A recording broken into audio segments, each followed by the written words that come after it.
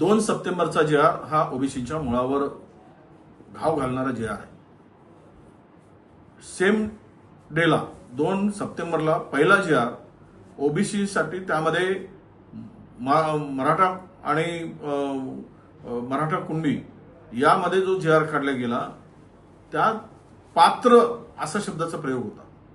नंतर मात्र त्याच दिवशी अर्धा एक तासाने JR काढून पात्र हा शब्द वगळून म्हणजेच सरसकट याचा अर्थ त्या JRचा निघतो आणि त्यामध्ये प्रचंड मोठा नुकसान ओबीसी समाजाचं होईल अशी सगळी लोकभावना ओबीसी समाजाच्या नेत्यांची आहे.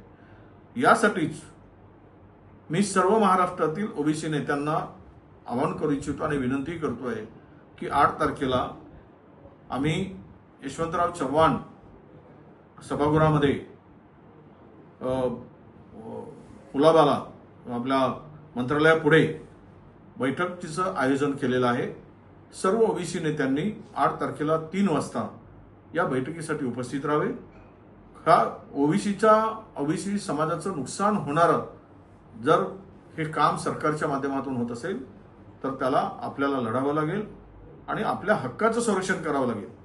कोणाला काय मिळते याच्याशी आम्हाला काही देणं घेणं नाही, पण आमचा हक्क डावलून, आमचा अधिकार डावलून आमच्या आरक्षणावर जर गदा येत असेल तर मात्र आता लढण्याशिवाय दुसरा पर्याय मला दिसत नाही.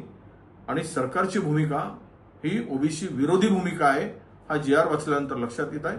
त्यामुळे पुनश्च एकदा मी सर्व ओबीसी बांधवांना विनंती करतोय की 8 तारखेला 3 वाजता होणाऱ्या बैठकीमध्ये यशवंतराव चव्हाण सभागृहामध्ये आपण उपस्थित राहावे अशी नम्रपणे आपल्याला विनंती आहे.